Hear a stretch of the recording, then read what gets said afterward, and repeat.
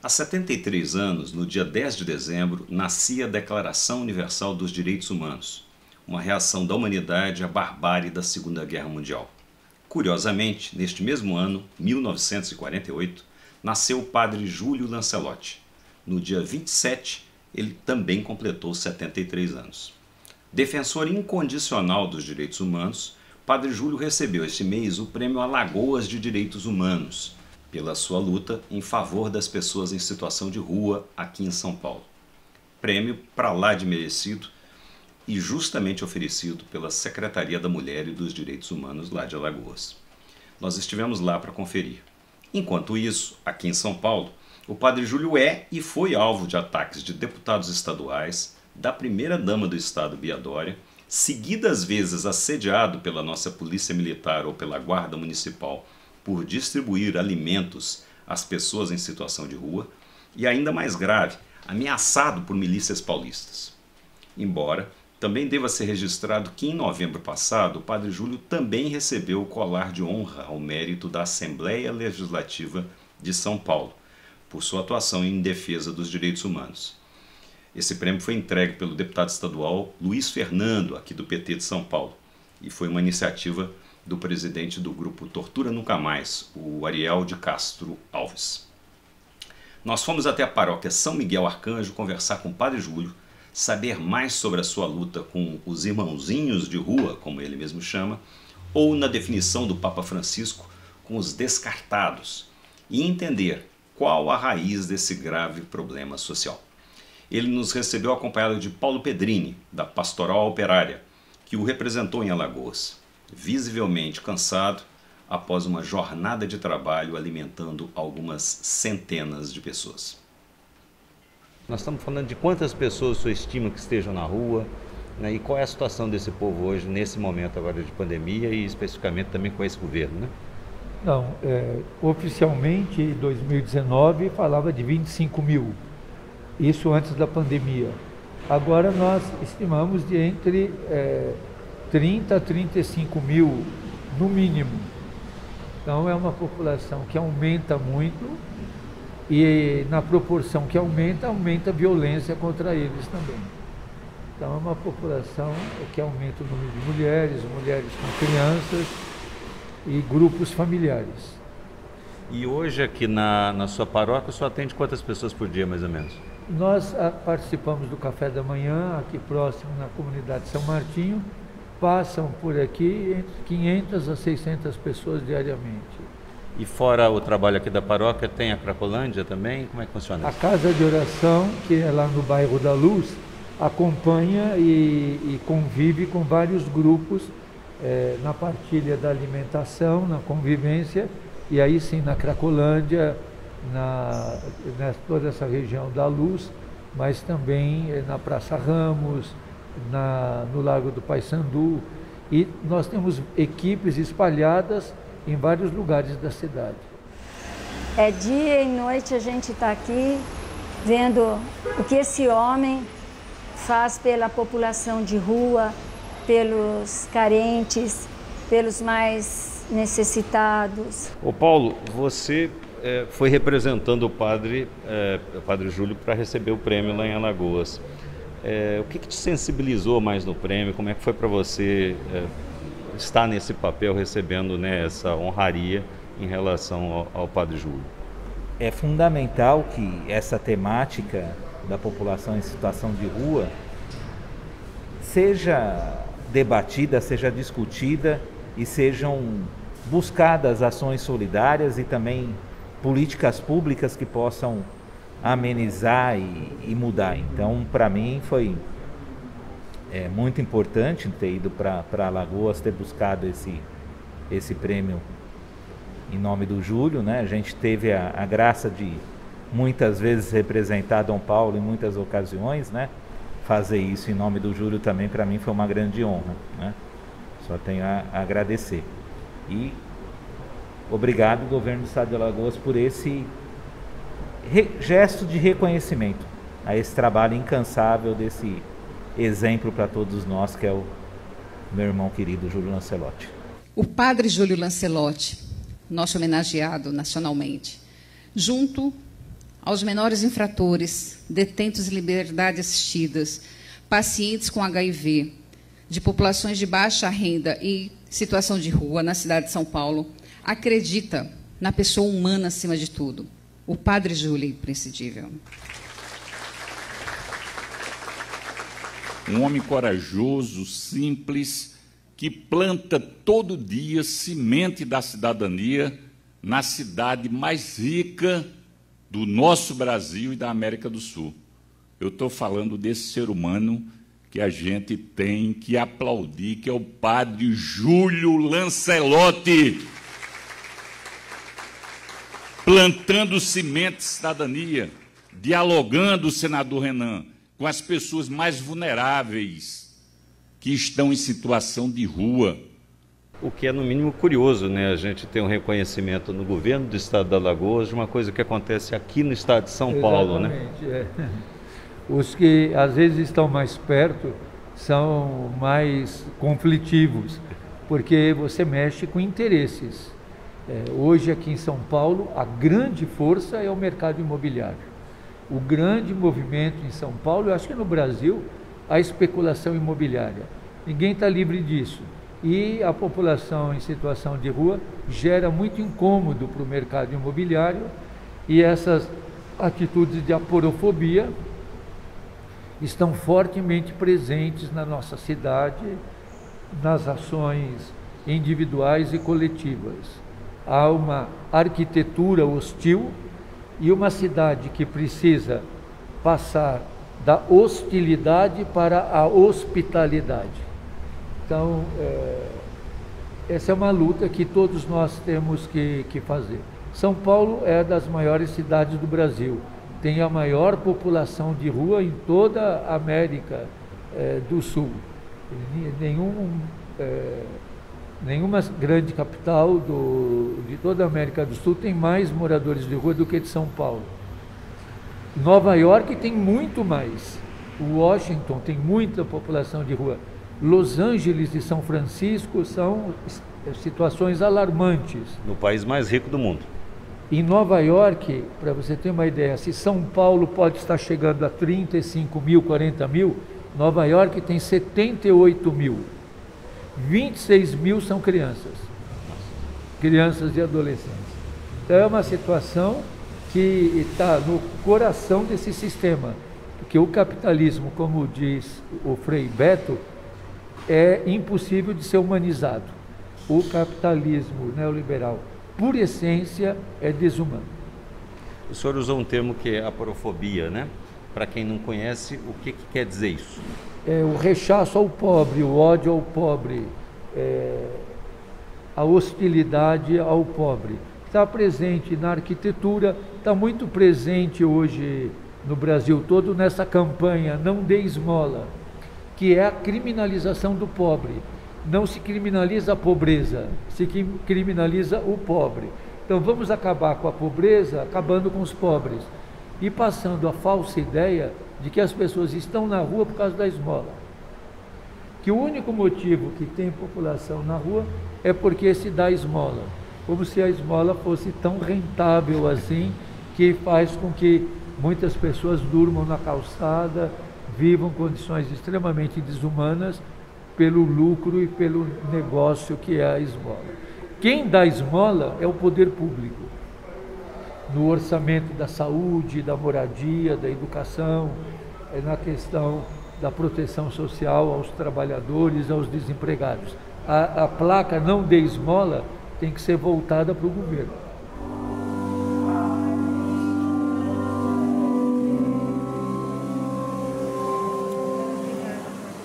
Recentemente eu vi um depoimento do senhor em que o senhor apontava que para fazer caridade a pandemia não impedia ninguém. Bastava, né, uma máscara, uma luva e álcool gel. Na tua opinião, qual é o valor da caridade hoje, né, nesses tempos tão duros, né, de tanto ódio? Então, nós chamaríamos de solidariedade, isto é, essa caridade solidária de estar com o outro e ter comunicação, ter convivência, ter empatia com a pessoa que está em situação de desprezo, de sofrimento, e ter respostas que possam ajudar a minorar. Para resolver não serão esses gestos, é uma luta histórica, uma luta de transformação que vai mexer com as estruturas. Enquanto as estruturas forem do capitalismo neoliberal, essa situação não muda.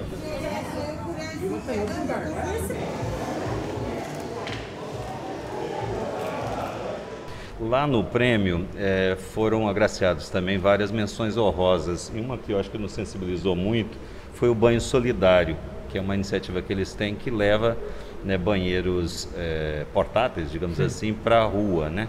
E um tema que surgiu muito na hora da fala, né, do representante desse projeto lá, foi a questão da dignidade, né?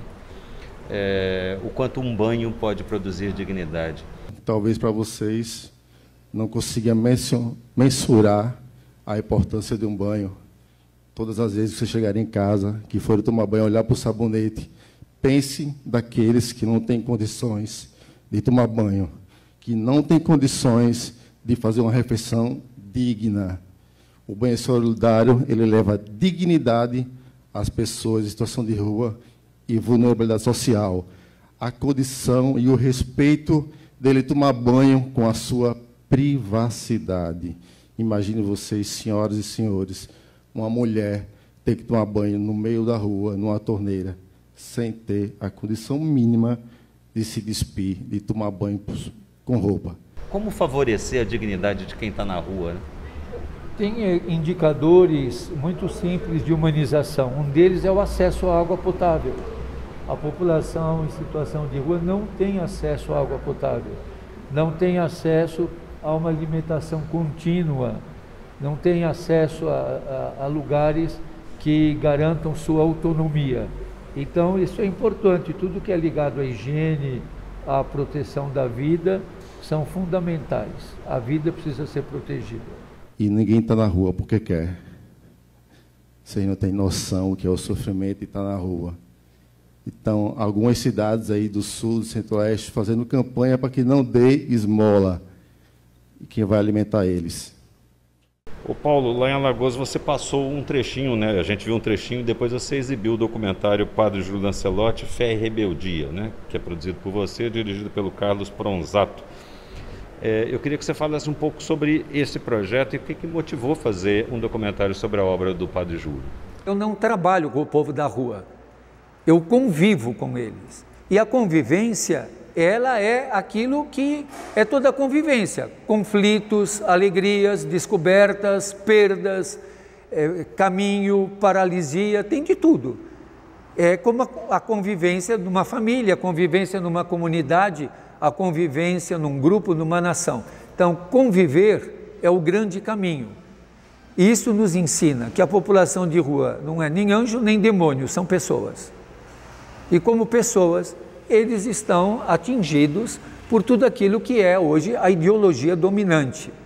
Tentar sensibilizar mais e mais pessoas para essas causas sociais, né? A gente vive num momento de muita preocupação, de um desemprego crescente, de uma perda de direitos trabalhistas. Hoje, alguns políticos se dão o direito de dizer se as pessoas querem direito ou emprego, como se fossem coisas opostas.